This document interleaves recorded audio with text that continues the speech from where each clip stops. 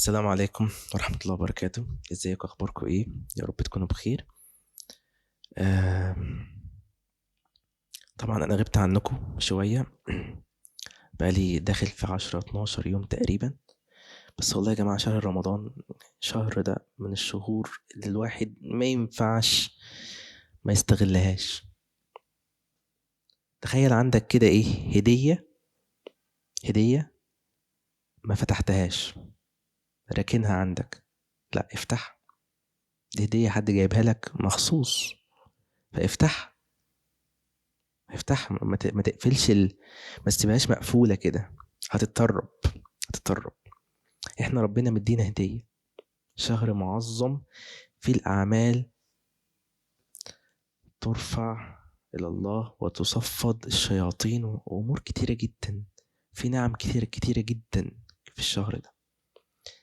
المشكلة إن الواحد في حياته بيكون عنده لود في حاجات كتيرة أوي في حياته، لود في حاجات كتيرة. فعشان كده أنا بعتذر إن تغيبت عن السوشيال ميديا، وده اعتذار يعني. بس والله هحاول انزل فيديو اشرح فيه للناس حياتي عامله ازاي، عشان في غيري مش عارف لسه. ممكن تفهموا وقتها اعتذاري ده ليه يعني. عامه النهارده حلقه مهمه جدا جدا وقويه جدا جدا.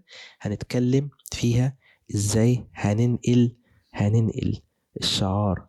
طبعا انا مش كاتب اسم الشعار حفاظا لحقوق ملكيه صاحب المشروع، حاطط بس الرمز بتاعه، الرمز بتاع الشعار اهو، حرف دي، على شكل خارج منه طيارة على شكل كرة أرضية. ازاي حولنا الأيقونة بتاعت الشعار والشعار نفسه من كده إلى كده. دي محاضرة النهاردة. فأنا لو عرفت أبسط شعار بزحمة، أنا نجحت إن أنا أنقل شغل من حتة لحتة أفضل، ومن حتة أفضل لحتة أفضل منها، وهكذا وهكذا. فالنهاردة حلقة لأي حد، مش شرط يكون ديزاينر يعني بروفيشنال، حد، أي حد بادئ متوسط. ولو محترف وشايف ان المحاضرة مش هتفيده قوي، يحاول برضو يشوف المفيد ليه ويسيب اللي مش مفيد. خلاص. فان شاء الله هتكون حلقة مثمرة بإذنك يا رب، وربنا يوفقنا جميعا ويقدرنا على فعل الخير. فيلا بينا نبدأ الحلقة.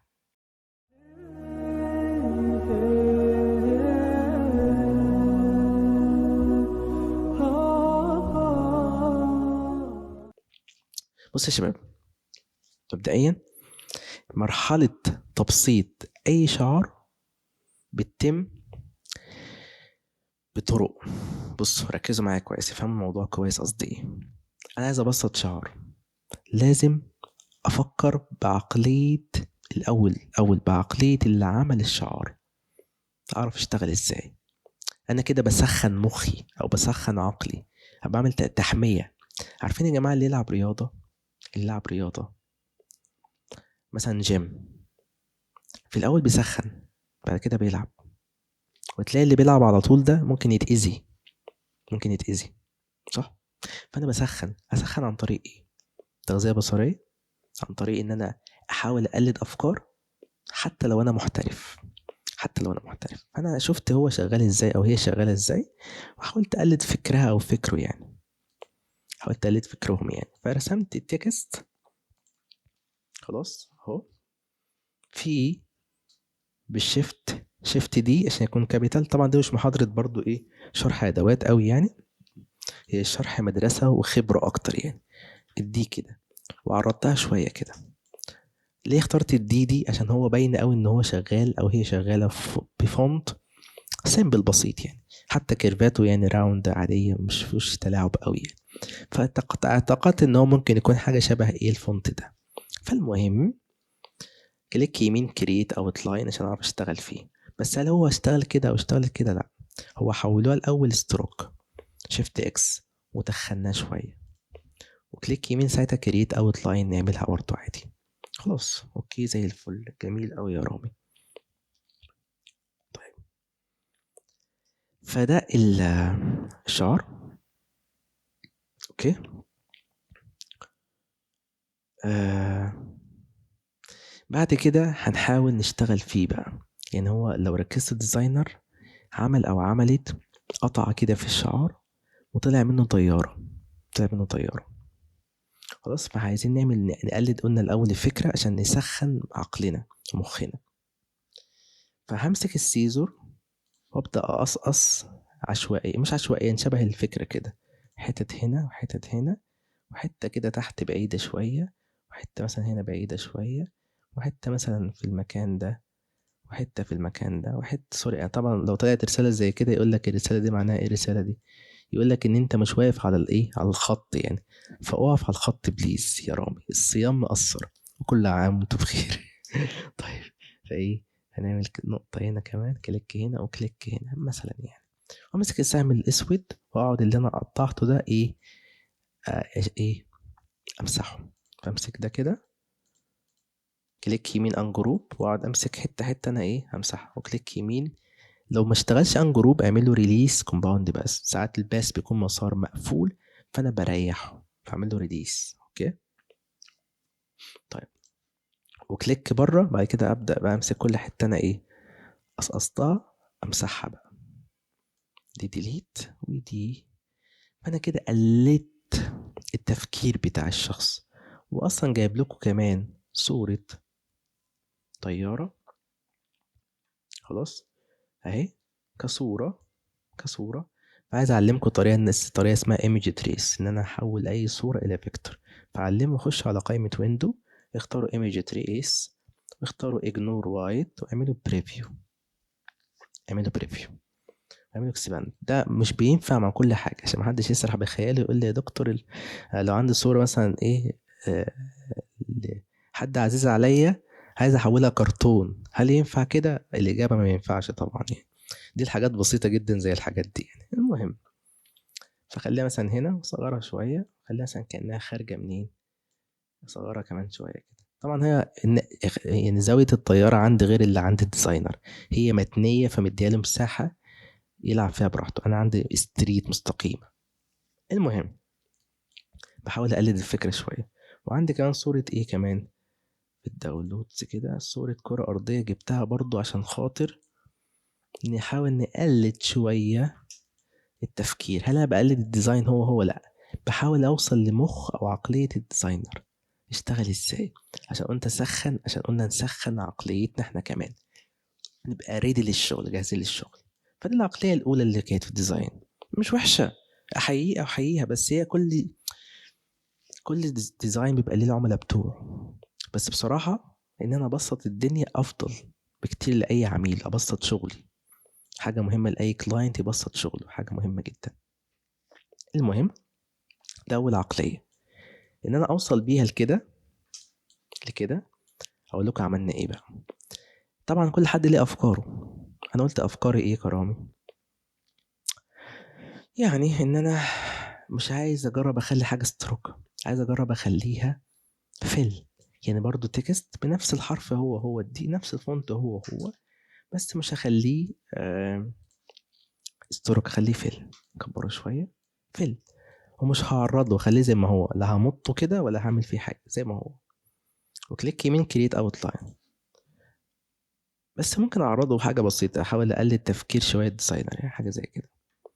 وبدل ما ادخل جواه كرة ارضية مرسومة او حقيقية زي دول يعني، عايز ابسطها شوية. خلاص، فجبت انا حملت صور كتيرة لكرة ارضية، كرة ارضية زي كده، كرة ارضية زي كده. هي مثلا خلي مثلا لونها ابيض عشان تبان بس يعني. واحدة كمان زي ايه، زي كده اهي. خلاص، حاجات كتيرة بقى، لازم الديزاينر يجرب كتير، يشوف كتير، لازم لازم لازم. والله يا جماعة قعدت أعمل سيرش على كلمة جلوب في أنحاء النت كلها، جلوب على جوجل، جلوب على بنترست، جلوب على فريبيك، جلوب على بيهانس. دور في ثانية واحدة. لازم أحلل فلوسي، دي حاجة مهمة. أنا بشتغل مع كلاينت، لازم أحلل فلوسي. يعني أنا أصلا مراحل الشعار، سواء إنشاء أو إعادة تصميم، يعني شعار منشأ زي الشعار ده أنا بعيد تصميمه برضه ليه مراحل. ما تجريش على البرنامج أصمم. في غيري بيجري على البرنامج يصمم من حبه للبرامج. عشان كده لما ظهر الذكاء الاصطناعي في ناس خافت. بصوا، الاستريتور أداة، الفوتوشوب أداة، الاي اي اداة، كل دي ادوات. انت الديزاينر في مخك، في عقليتك. العميل بيدفع لك فلوس ابداعك مش فلوس ادواتك. يا جماعة كلامي فهموه كويس، حط عليه كام خط كده من تحت. الكلاينت مش عايز منفذ، عايز حد كرييتيف. كرييتيف مش اللي هو حد شاطر في ادواته، لا، شاطر في عقليته. عشان كده تلاقي ديزاينر بيقول لك دماغه متكلفة. هو الكلام ده بيتجاب منين؟ من فراغ. متكلفة دي يعني ايه متكلفة؟ يعني دماغه في حتة تانية. فلازم أصرف. التغذية البصرية بتظبط الحتة دي في المخ. كتر التدريب على أفكار موجودة أصلا بتظبط الحتة دي في المخ. إن أنا أنام وأحلم بتصميم دي معناه إن أنا اشتغلت النهاردة كويس في التفكير بتاعي. حتى لو ما عنديش عميل، حتى لو بس بتفرج بس. ماشي يا جماعة. فلازم أحلل فلوسي. مرحلة إن أنا أدور وكده دي من فلوس بتاعتي، بحللها. اتقنوا أعمالكم، ربنا قال كده. خلاص، ربنا بيحب اللي بيتقن عمله، خلوا بالكم. طيب ماشي. المهم فقعدت ندور لحد ما رسيت على ايه؟ التوب 3 احلى ثلاثة للكرة ارضية، اشكال للكرة ارضية. فقعدت اجرب واحدة واحدة. مثلا دي مثلا خلي مثلا لونها اسود. ليه اسود؟ لازم اخلي كل حاجة لون واحد عشان اعرف ايه الشكل يكون عامل ازاي. هو كله مترابط ببعضه، كله مترابط ببعضه. مثلا اي دروبر، خد الدرجة دي وخليك يا باشا في النص كده. طب فين القطعة بتاعت الطيارة؟ فنعمل قطعة مثلا في الحتة دي. طبعا ده ايه؟ ده تحول الى فيل. مش همسك السيزور، ممكن امسك الاستيكة، صح؟ واكبرها شوية واعمل ايه؟ قطعة كده حلو. بس استيكة مش حلوة، فممكن ايه؟ خليها تعمل خط مايل كده، صح؟ وبرضو استيكة دخلت على الكرة الأرضية، فعلم على الكرة الأرضية، اعمل لها كنترول 2، اقفلها عشان ما تتحركش معاك. وعلم على الدي واعمل قطعة كده مثلا. وافتح الاوبجكت اللوك اول، افتح كل حاجة. وصغر شوية كده. وحط يا باشا الطيارة بتاعتك فين؟ فين الطيارة الجميلة؟ حط. ماشي.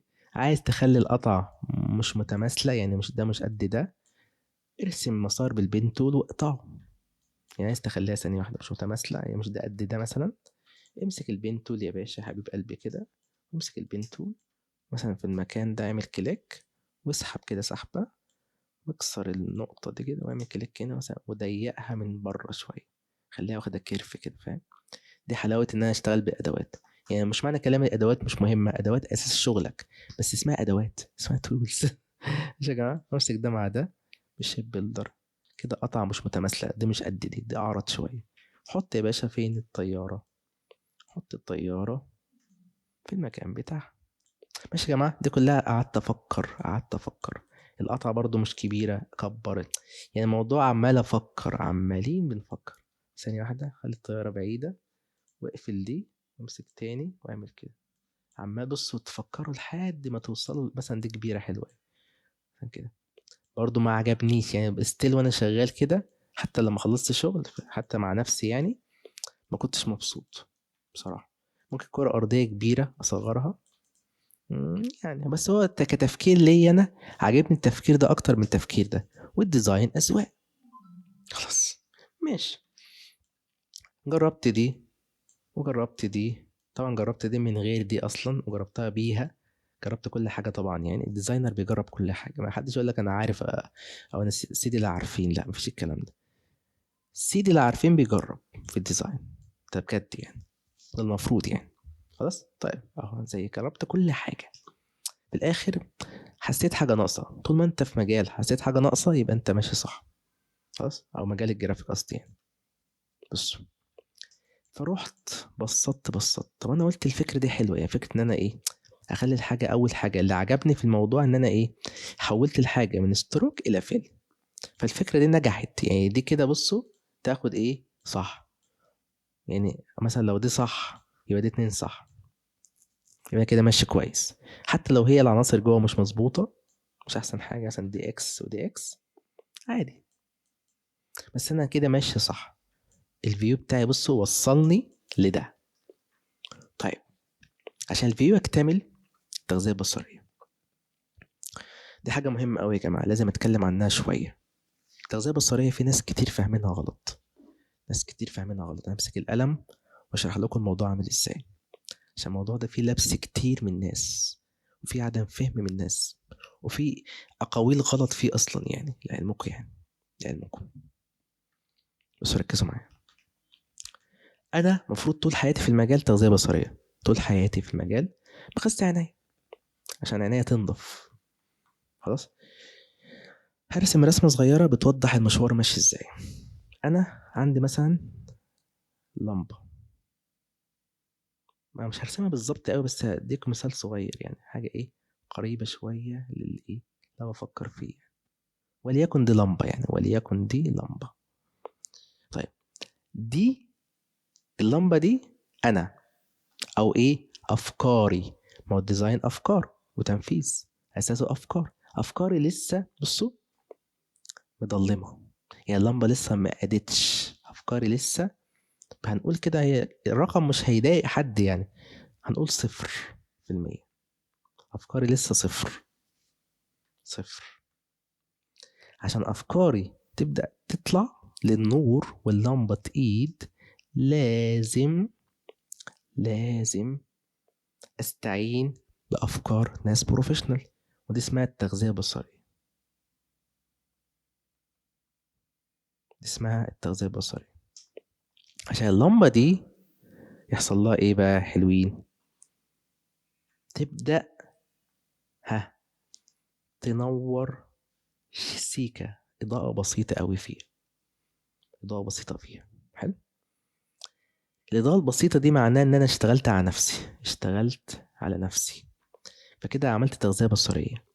بنسبة كام؟ إن شاء الله عملت تغذية بصرية بنسبة 95%. سوري، 95%. و5% بس اجتهاد مني صغير، أو 99% تغذية أو أفكار بري ميد موجودة أصلا، يعني 99% أفكار موجودة، يعني أفكار موجودة أنا عملت شبهها. 1% تاتش، اللي هو التاتش ده 1%. نيجي بقى مع كتر الممارسة وكتر الشغل، لقيت إن اللمبة بدأت تنور فيها إضاءتين، مش إضاءة واحدة. كان في إضاءة واحدة، كان في إضاءة واحدة منيرة مننا اللي هي أفكار، يعني بقوا 2، والباقي لسه مضلم، لسه منورش، لسه ما قادش، بس هو جاهز ان هو يقيد، جاهز. يبقى نعيد، يبقى نكمل المرحلة. خلاص، يبقى احنا استعنا بأفكار مثلا 90%، أو 90%، و10% من، سوري، 10% من اهي. خلاص. فاللمبة طول ما هي ماشية، دي اللي هي أفكارك في المجال اللي هي مشوارك الفني، يعني هتقعد تقيد حتة حتة لحد في الآخر، اختصار الكلام يعني، ما تقيد كلها. على فكرة كل مرحلة من المراحل دي أصلا لعلمكم اسمها مرحلة في المجال، إنها مثلا من جينيور لسينيور لأرت دايركتور لكرييتيف دايركتور. فاهمين حاجة؟ فاهمين حاجة؟ فهي بقت مقيدة كده، أو في إضاءة فيها عالية. أعرف إن أفكارك أنت بقت يا باشا كبيرة، عكس الكفة اتعكست. بقيت أنت أفكارك، مثلا أفكارك أنت بقت 80 أو 70%، وأفكار النت هي اللي قلت بقى، أو أفكار الناس بقت مثلا 20-30%، لحد ما تنعدم أفكار الناس. مش تنعدم خالص طبعا، تقل أوي، تبقى مثلا 5-10، أيا كان. ساعتها أنت يبقى ليك أفكارك، تبقى أنت يا شخص يا فلان اللمبة دي، تبقى أنت كفلان بقى ليك أفكارك الشخصية، وبقى غيرك بقى، وغيرك بقى ياخد نفس المرحلة، يقلد أفكارك أنت، وهكذا وهكذا وهكذا. هي الدايرة بتدور كده أصلا. ماشي يا جماعة، أتمنى الرسمة دي تكون فادتكم في حاجة. هي رحلة كفاح. عشان كده بقول لكم دايما ما حدش يخاف في مجال الديزاين طول ما انت شغال صح. ماشي يا جماعه، نرجع للوجو بتاعنا. اوكي، نشيل بقى الايه، الجرافيك تابلت. طيب المهم، فانا هستعين دلوقتي بافكار اصلا موجوده زي ما انت، هي مش موجوده قوي يعني، هستعين بشويه افكار شويه يعني بسيطه. فلقينا ان احنا لما دورنا كتير لقيت حتى حرف الدي في افكار. فقعدت كده ادور على النت، طب هو الدي نفسه افكاره عامله ازاي. فقعدت اشوف مثلا دي، كتبت دي لتر لوجو، قعدت اشوف افكار الدي عامله ازاي كافكار كتيره بقى. هل بقى بعد كل ده انا قلدت؟ لا، فكرتي يونيك مميزه، مش متقلده اصلا لعلمكم يعني. بس كتر التغذيه التغذيه البصريه كترها يعني خلاني اطلع افكار بقى. طيب المهم، لقيت افكار كتير للدي، حتى لقيت فيها قطعات. القطعات دي مثلا دي عجبتني، فرحت سيفتها عندي، حفظتها عندي. حتى هتلاحظوا ان انا توارد افكارنا قريب من بعض شويه، من الفكره دي قريب شويه، ان في قطعه كده في الدي، فاستغليت الفكره دي في الفكره دي. هل نفس القطعه؟ لا، مختلفه تماما عنها تماما، بس هي نفس توارد الافكار، توارد افكار. يعني انا اسمي رامي، هتلاقي ممكن على مستوى العالم كتير رامي. هل هم كل رامي شبه رامي؟ كل رامي ليه حياته، بس هو توارد افكار. يعني مثلا حد مثلا، فاهمين قصدي ايه، عمل ديكور فيلا، لا حد شبه عمل ديكور شبه ليه شويه، بس ده مختلف عن ده. هي العقليه بتاعت البني ادم، ممكن ناس يشبهوا بعض شويه، ناس تشبه لك، بس مش انت، مش انت، مش معدنك، مش انت الشخص، يبقى شبيه. ماشي يا جماعه؟ طيب المهم، دي عجبتني ودي عجبتني، بس لما جربت دي وعملت لها كده رسم من عندي، بص زي كده، لقيت ان هي مش متماشيه. فين راحت فين؟ مش متماشيه مع البراند بتاعي. خليها لونها ابيض عشان تبان، ابيض عشان تبان، ايوه. لقيتها مش متماشيه مع البراند دي خالص. هي حلوه، حتى لو عملت لها ان جروب وبقت كل واحده فيها لوحدها، هي فكره جميله حتى لو بقت كده. وجربتها كتير ما عجبتنيش برضه، لحد ما ايه، ما بدأت ايه اكمل شغلي بقى. قلت دي عجباني، طب ما اعمل دي تانية منها، هي برضو. انا كده بكمل شغل اهو، دي تانية بس بخط مختلف، عشان انا رسيت خلاص على ايه، زي ما قلنا على دي خلاص. طيب، فدورت على خط لحد ما لقيت خط عجبني قوي. اسمه ايه؟ هسيبه لكم الخط ده عندكم يعني. الخط ده اسمه، ثانية واحدة، حاجة هيفن تقريبا، دي جي هيفن تقريبا، اي ثينك يعني. هسيب لكم كل حاجة اشتغلت بيها في الماتيريال يعني ان شاء الله. هسيب كل حاجة ان شاء الله. اهو الخط، فين الماتيريال؟ اهو، اه فعلا دي جي هيفن اهو. فلما دورت على كلمة هيفن اهو، هتلاقي خط فيه تريكاية. انا كنت حابب اعمل دي كده، بس كنت اعمل فيها اي قطعة، اي حركة. فالتريكاية دي عجبتني قوي في الخط، فبرضه وسعته شوية. عشان ايه ليه وسعته؟ هيبقى جواه قصة. وكليك يمين كرييت اوت لاين، برضه نفس القاعدة، هي نفس القاعدة. بس قلنا هنحط كرة أرضية أخف شوية. من كتر تجاربي عشان ما أطولش المحاضرة عليكم، وصلت في الآخر إن أنا لقيت، من كتر ما دورت وبحثت واجتهدت، لقيت إن في كرة أرضية، أبسط كرة أرضية على مستوى العالم لقيتها لما دورت كتير يعني، اللي قعدت أدور، اللي هي دي. أبسط شكل ليها هو ده ده يا حلوين، اللي فوق، الجزء اللي فوق بس، الجزء ده بس، ده بس. فعايز استخدمه في شغلي، الجزء ده بس. خلاص، لحد عشان اختصر الوقت وكده، عشان مش عارف اصلا دي كانت منين اصلا، لقيتها وانا بدور يعني. فعملت لها ويندو ايمج تريس، اجنور وايت بريفيو، ما اتقطعتش معايا كويس. فرحت عملت لها من فوق هنا حاجه اسمها اوتو كلر، رحت سيبته كده يعمل براحته كده، يشتغل براحته. فكده ايه، اوتو كلر ميزته ان هو لما تلاقي صوره جودتها ضعيفه، الاوتو كلر بيجيب لك تفاصيلها اكتر. فبس، فعملت بعد كده اكسباند، ومسكت الماجيك ومسحت الخلفية، كليك على الخلفية ديليت، في ظل الشكل ده يا حلوين. الشكل ده لو دخلته في أي صفحة بيضة، أنا مش عايز منه غير إيه بقى، مين يقول لي؟ شطار. عايز منه بس الحتة دي بس، الجزئية دي بس. رحت مسكت البين تول وعملت كليك هنا وكليك بزاوية هنا كده الحتة دي كده عشان يعمل لي قطعة زي كده بس. شكرا كده خلصنا. الفكرة يعتبر خلصت يعني. مسكت ده مع ده بالشيب بيلدر وقطعت ده وكليك هنا وكليك هنا خلاص. ومسكت كل الكلام ده هنا عن جروب طبعا.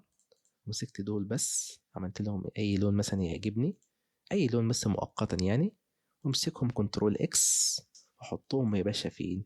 في الدي بتاعتك كده. طبعا قاعدة مهمة، بخلي كل حاجة بنفس اللون الاسود او نفس الدرجة عشان اعرف اعمل دمج.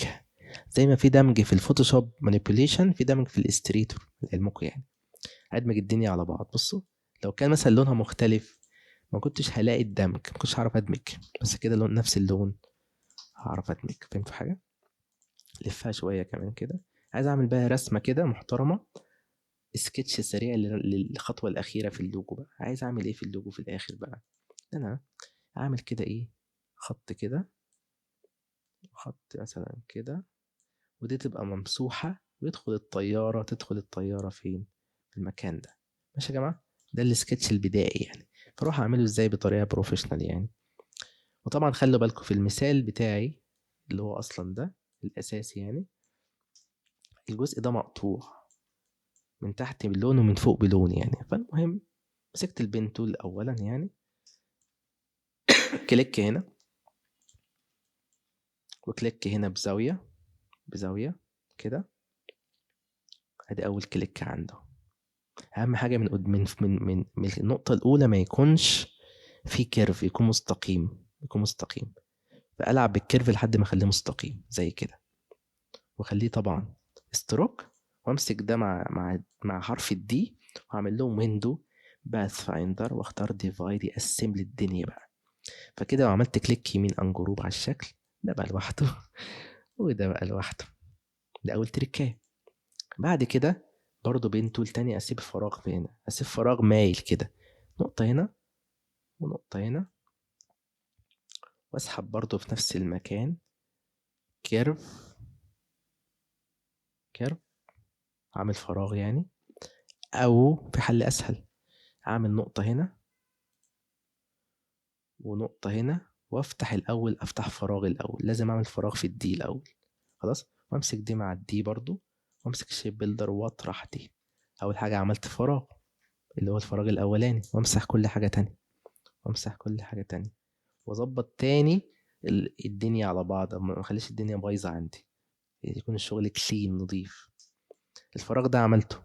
طب ما اعمل كمان فراغ هنا برضو، نقطة هنا ونقطة هنا خلاص، واعمل فراغ. او اعمل سوري فراغ كده، كيرف كده، كيرف كده، واقطع دي برضو، وامسك دي مع دي بالشيب.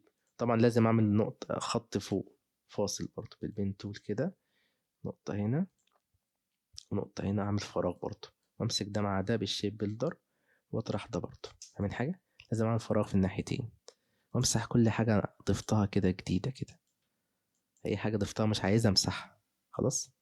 المهم وامسح الزيادات دي بالسيزور بالمقص، اقعد امسح كل حاجة مش عايزها. طبعا اي طريقة تعجبكم اعملوها، انا بس بشرح الشرح السريع بس مش اكتر يعني. ماشي المهم. واضيف بقى ساعتها ايه بالبين تول؟ نقطة هنا ونقطة تكون داخلة جوه. طبعا مشكلة ايه عندي ايه؟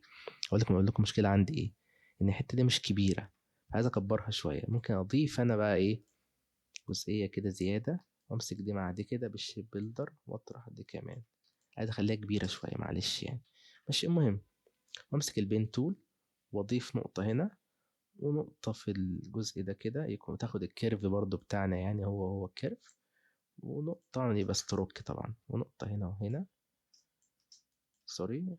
والنقطة دي أخليها مدموجة أكتر مع الطرف ده كده، بص كده لكنها واخدة كيرف كده بص.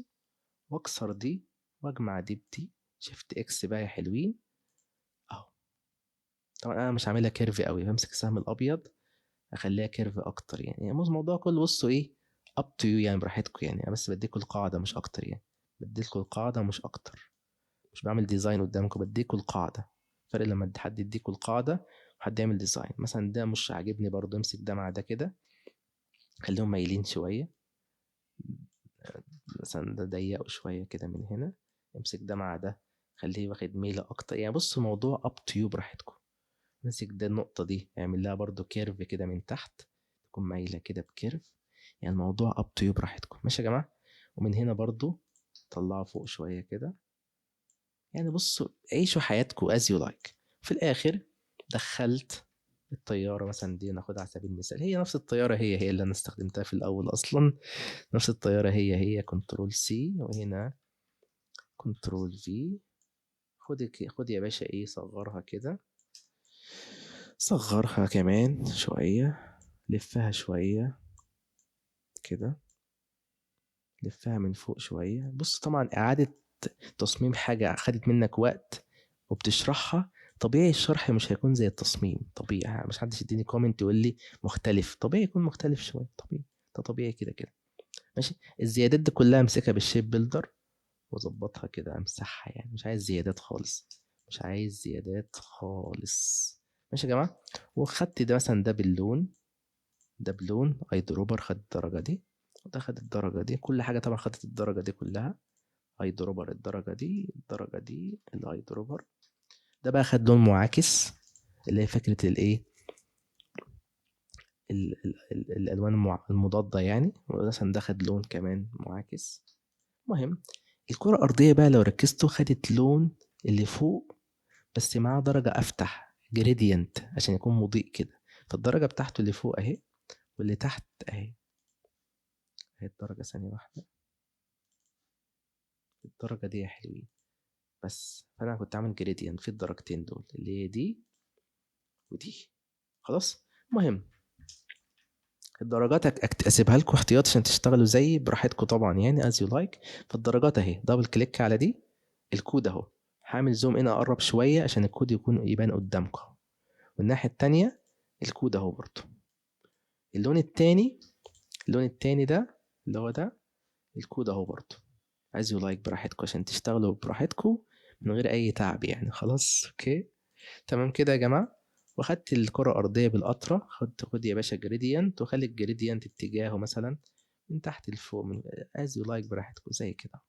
فكده احنا قعدنا ايه، قعدنا وقمنا بإعادة إنشاء الايه، الشعر وتطويره. ماشي يا جماعة؟ أتمنى المراحل دي تكون ساعدتكم في في الشغل وفي التصميم، وعرفتوا ان هو اللوجو قصة، قصة. حتى لما تعيد تصميم شغل بتاع حد تاني خاف، ما تفرحش، عشان انت ما تعرفش هو اشتغل ازاي. فانت في الاول بتفهم دماغه، اكنه في الاول اللي عملناه في البداية ده، اكنك قعد معاك قال لك انا اشتغلت ازاي. لما عدت شغله وعدته بيرفكت زي ما هو عمله كده، انا استفدت، سخنت مخي او عقليتي، عرفت بيشتغل ازاي. خلاص.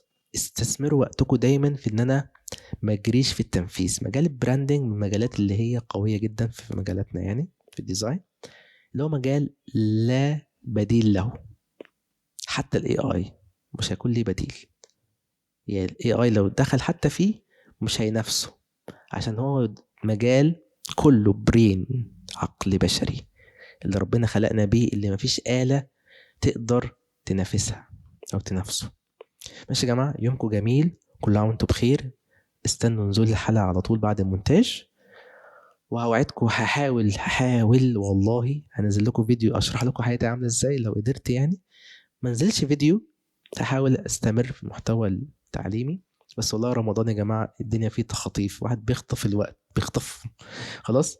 يومكم جميل، والسلام عليكم ورحمه الله وبركاته. كان معاكم رامك ميحة، دكتور اكاديمي وار دايركتور از ا فريلانسر. ما ننساش يا جماعه الشير والسبسكرايب واللايك والكومنت كالعاده، عشان ده بيخلي الفيديو يروح لأكتر عدد من الناس، وكله بيستفاد وكله بيتعلم. خلاص. اشوفك على خير، والسلام عليكم ورحمة الله وبركاته.